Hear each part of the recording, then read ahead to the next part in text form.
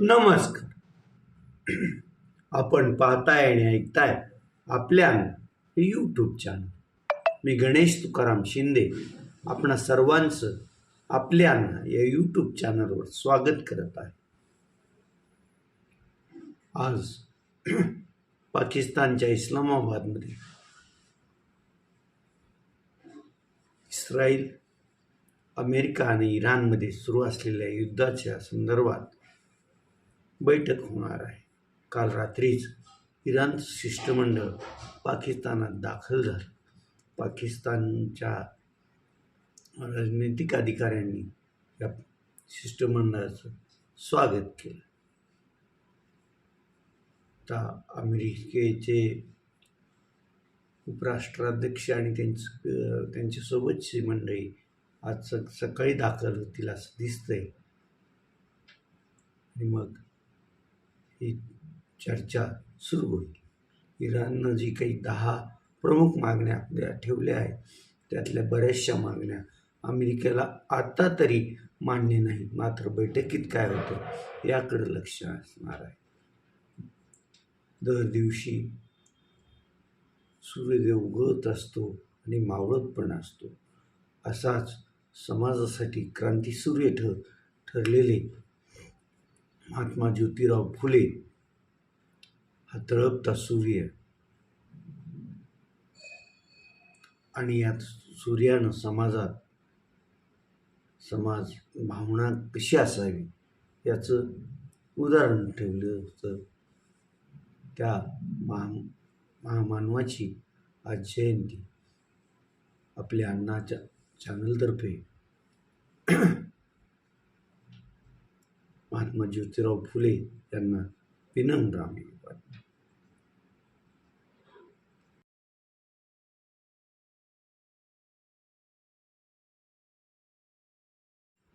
परवा काल एका दैनिकानं, जे दैनिक मुंबईतून प्रकाशित होतं, त्यानं एक टेबल न्यूज आणि ती न्यूज आपल्या वर्तमानपत्रात छापली. ती बातमी होती की एक शिवसेना एकनाथ शिंदेचं ऑपरेशन टायगर सुरू आहे आणि ऑपरेशन टायगरच्या याच्यात शिवसेना उद्धव बाळासाहेब ठाकरे पक्षाचे जवळपास 8ही खासदार गळाला लागण्याची शक्यता आहे असं ते वृत्त होतं. त्या वृत्तात हेही होतं की ठाण्यात काही दिवसापूर्वी यातील 6 खासदार, उपमुख्यमंत्री एकनाथ शिंदे, श्रीकांत शिंदे यांची बैठकही झाल्याची त्या बातमीत त्या पत्रकारानं रंगवून लिहिलं होतं. आणि या बैठकीला उपस्थित नसणाऱ्या 2 खासदारांनी VCद्वारे या बैठकीत सहभाग नोंदवल्याचंही म्हटलं होतं. आणि त्यात VCद्वारे सहभाग नोंदवलेल्यातले एक खासदार धाराशिवचे खासदार ओमप्रकाश भूपालसिंह उर्फ पवनराजे निंबाळकर हे होते असं त्या वृत्तात होतं. साहजिकच त्या वृत्तामुळं महाराष्ट्रभर खळबळ माजली लागलीच. सर्व वृत्तवाहिन्यांनी हे वृत्त लावण्यास सुरुवात केली आणि मग एक खासदार कोण काय त्यांचाही त्यांनी पाठपुरावा सुरू केला. त्यांच्या बाईट्स घ्यायला सुरुवात केली. हे वृत्त ज्यावेळेसपासून शिवसेनेत फूट पडली आहे त्यावेळेसपासून अधूनमधून येत असतं. परंतु ह्या वृत्त ज्यावेळेस प्रकाशित होतं किंवा प्रसारित होतं त्यावेळीचं टायमिंग हे अचूक असतं. ते तिकडं सुप्रीम कोर्टात दोन्ही शिवसेना संदर्भात जी कोर्टात लढाई सुरू आहे त्याची तारीख जवळ आली की अशा बातम्या येतात असं राजकीय अभ्यासकाचं म्हणणं आहे. आता अशा बातम्या कसं काय येत असतात, का लिहिल्या जातात, याचं अनेक वाचकांना श्रोत्यांना उत्सुकता असेल तर आपल्या वर्तमानपत्राचा खप वाढावा, आपल्या वर्तमानपत्राचं सर्वत्र नाव व्हावं यासाठी अशी पत्रकार मंडळी लिहित असतात. पण ते अगदीच बिनबुडाची लिहित नाहीत. कुठंतरी धूर दिसतो आणि त्या धुराचा पाठलाग करीत मग ही बातमी तयार होत असते. या कालच्या बातमी येण्याच्या प्रसंगालाही तसंच कारण आहे. परवा जे अधिवेशन सुरू असताना नवी दिल्ली शिवसेना एकनाथ शिंदे गटाची बैठक डिनर डिप्लोमसीच्या अंतर्गत त्यांच्या खासदारांचं डिनर डिप्लोमसीचं कार्यक्रम होता आणि नेमकं तिथं शिवसेना उद्धव बाळासाहेब ठाकरे पक्षाचे 2 खासदार त्या भोजन कार्यक्रमाला गेले होते. त्याची छायाचित्रही प्रसिद्ध झाली आहे. आता पक्ष सोडून वेगळी अशी मैत्री नसावी का, तर आमचं म्हणणं असावी, परंतु ह्या मैत्रीतही केव्हा आणि कुठं एकमेकांनी गप्पा मारण्यासाठी भेटावं याचंही तारतम्य सर्व नेत्यांनी बाळगायला पाहिजे असतं. नेमका त्या जीवनाच्या कार्यक्रमाचा धागा पकडून कालची बातमी पत्रकारांनी तयार केली. ही बातमी सत्य नाही हे त्या पत्रकारालाही माहिती, परंतु ह्या बातमीत कोणताही राजकीय पक्ष बातमी खोडून काढणार नाही एवढं निश्चित. मात्र ज्यांची नावं आहेत ते त्यांचे खुलासे करतील. आपण एक पत्रकार म्हणून त्यांचीच आपण बातमी लिही, पण त्यांची त्यावर प्रतिक्रिया काय आहे हेही विचारून एवढंही निश्चित असतं. आणि काल घडलंही तसंच. तिकडं अरविंद सावंत तर एवढे संतप्त झाले होते की त्यांनी पत्रकार परिषद घेतली आणि माझा जन्म शिवसेनेसाठीच झालेला आहे आणि मी अखेरीस मृत्यूपर्यंत शिवसेना आणि मातोश्रीबरोबर कायम राहणार आहे असं पत्रकारांना सांगितलं. त्याचबरोबर त्यांनी पत्रकारांना मी जिवंत असेपर्यंत मातोश्रीपासून दूर राहणार नाही असं लिहूनही दिलं.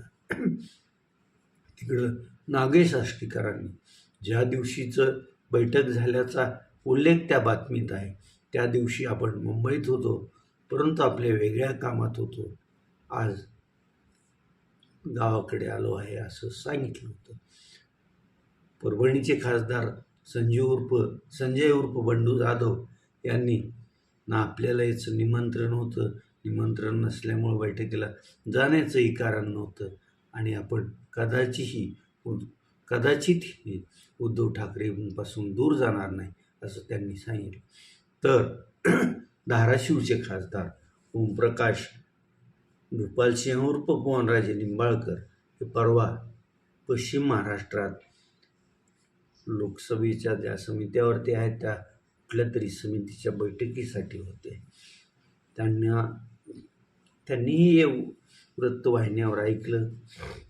साहजिकच काही वाहिन्यांनी त्यांची प्रतिक्रियाही घेतली.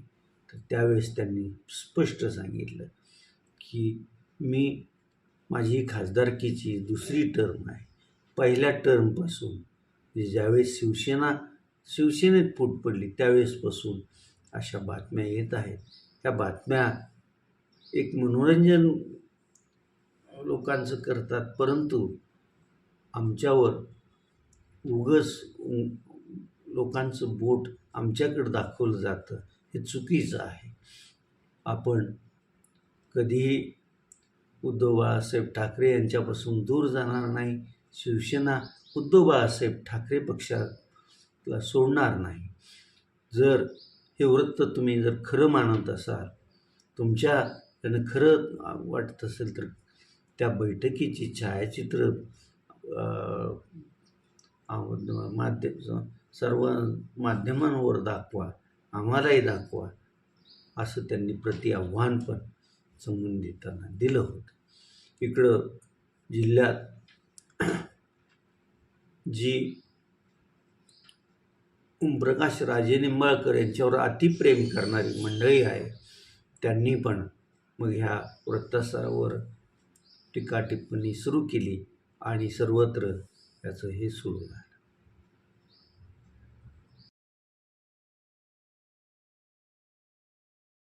मग जिल्ह्यात याबद्दल चर्चा सुरू होती, त्याला शिवसेना उद्धव बाळासाहेब ठाकरे पक्षाचे जिल्हा प्रवक्ते तानाजी जाधवर यांनी अगदी मुद्देसूद उत्तर दिलेलं आहे.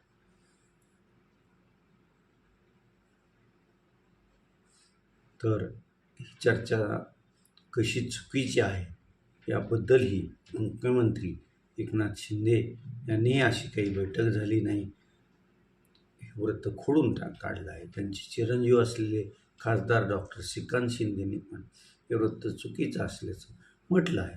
मात्र हे वृत्त आल्यानंतर वाहिन्यांच्या प्रतिनिधींनी मंत्री प्रकाश आंबेडकर, संजय शिरसाट यांच्या प्रतिक्रिया जाणून घेतल्या. त्यावेळेस त्यांनी ऑपरेशन टायगर ही आमच्या पक्षाची प्रोसेस आहे, आमच्याकडे इन्कमिंग जोरात आहे, त्यामुळे प्रकाश आंबेडकर यांनी तर खासदार ओमप्रकाश राजे निंबाळकर पण आमच्यासाठी काही ते वैरी नाही, तेही पक्षात आले तर आम्ही त्यांचं स्वागतच करू, असं वक्तव्य करून सकाळी सुरू असलेल्या बातमीला एक प्रकारे धूर देण्याचाच प्रयत्न केला आहे. का तो एक राजकारणाचा भाग असतो, ते करणारच असतात.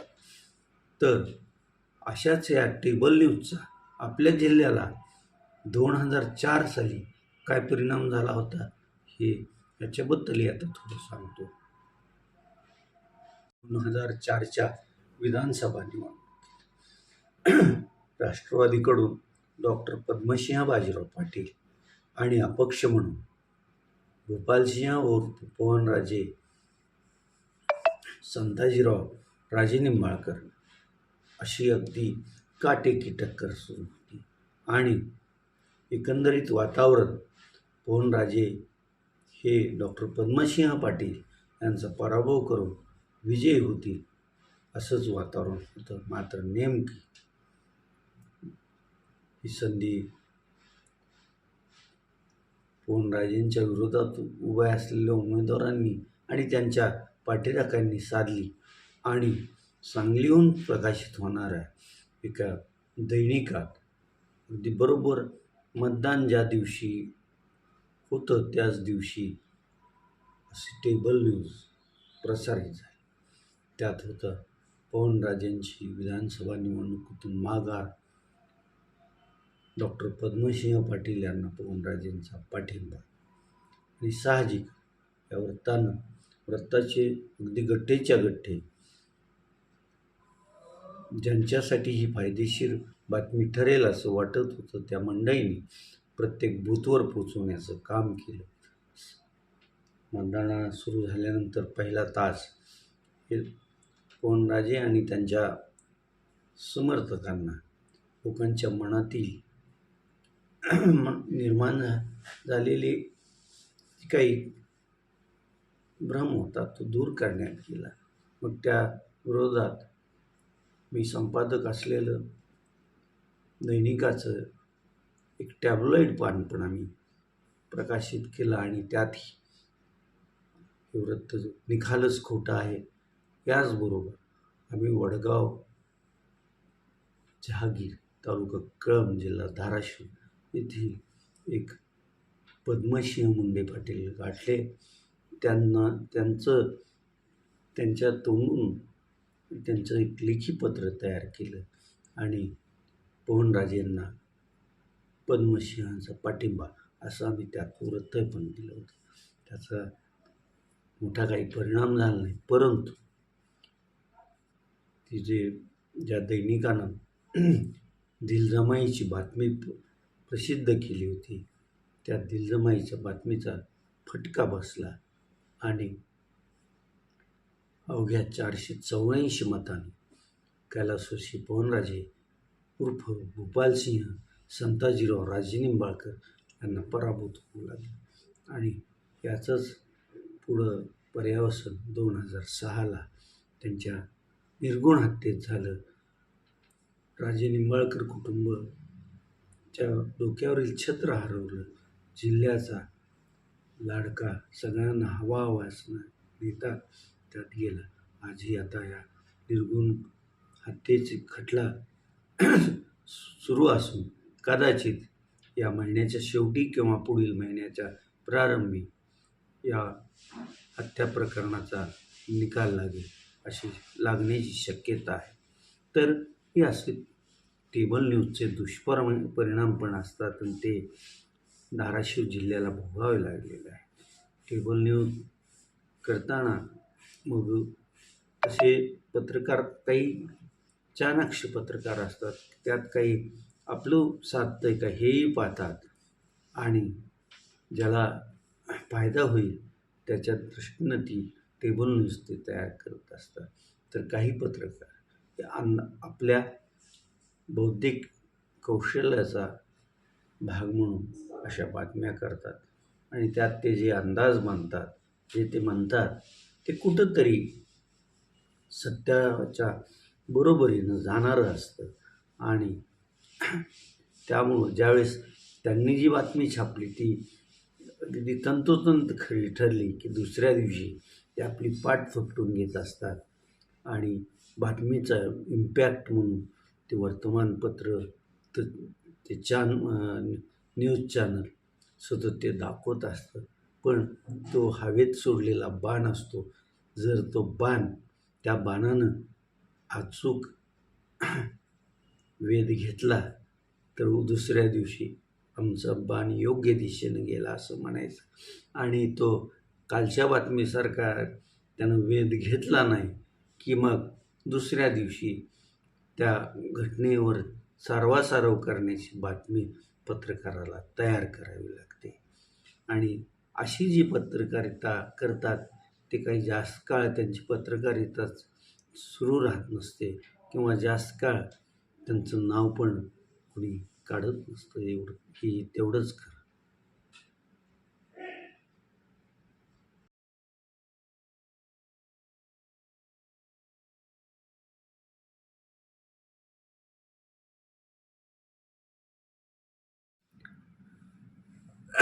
आज शनिवार, गेल्या शनिवारप्रमाणेच IPLचा जो ही स्पर्धा चालू आहे त्यात डबल हेडर आहे आज. आणि आजच्या डबल हेडर याच्यात दुपारी 3:30 आणि संध्याकाळी 7:30 वाजता 2 सामने होणार आहेत. पहिला सामना आहे चेन्नई सुपर किंग विरुद्ध दिल्ली कॅपिटल आणि दुसरा सामना होईल पंजाब किंग विरुद्ध सनरायझर्स हैदराबाद या संघात. काल वैभव सूर्यवंशी खतरनाक बाण 15 वर्षाचा युवक कशी फलंदाजी करतो आणि हेझलवूड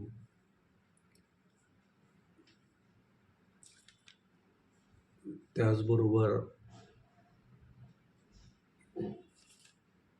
शमी या गोलंदाजाला तो कसा तोंड देतो याची सर्वांना उत्सुकता होती. काल पावसामुळं सामना गुवाहाटीत उशिरा सुरू झाला. नाणेफेकीचा कौल लागल्यानंतर प्रथम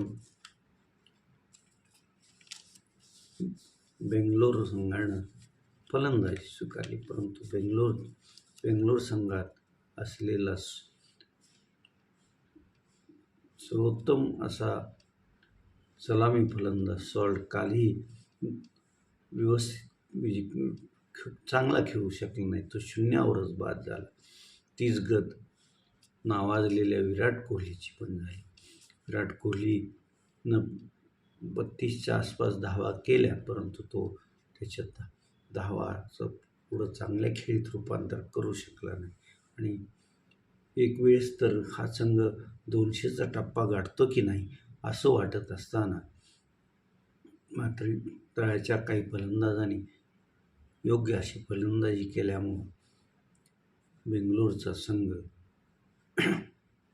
20 षटकात 8 बाद 201 ही धावसंख्या त्यानं केली. आता हे पाऊस पडलेला, वातावरणात थोडासा गारवा, त्यामुळं बेंगलोर संघाचं आव्हान राजस्थान रॉयलला पेलवेल की नाही अशी होती. त्यांचीही सुरुवात तशीच झाली. त्यांचा सलामीचा फलंदाज आणि यशस्वी जयस्वाल हा अगदी तो जसा फलंदाजी करतो तशी त्याला काल फलंदाजी करता आली नाही, तो बाद झाला. त्यानंतर मात्र 15 वर्षीय वैभव सूर्यवंशीनं त्याच्या बॅटचे फटके असे काही लगावले की तो मग जगात नावाजलेला असा गोलंदाज हेझलवूड असो किंवा त्यानं अगदी हवेत भिरकवायला सुरुवात केली. त्यानं अवघ्या 15 वर्षाच्या वैभव सूर्यवंशीनं 15 चेंडूत आपलं अर्धशतक साजरं केलं आणि शेवटी तो 24 चेंडूत त्यानं 78 धावा केल्या. त्याला यष्टीरक्षक असलेल्या ध्रुव ज्युरेलने सुरेख साथ दिली. ज्युरेलनेही फटकेबाजी काही काळ शांत राहून नंतर फटकेबाजीला सुरुवात केली आणि त्यानंही 81 धावा केल्या आणि यामुळंच राजस्थान रॉयल 18व्या षटकातच 4 गडी गमावून त्यांनी बेंगलोरचं केलेलं 201 धावाचं लक्ष्य पार केलं आणि हा सामना जिंकला. कालच्या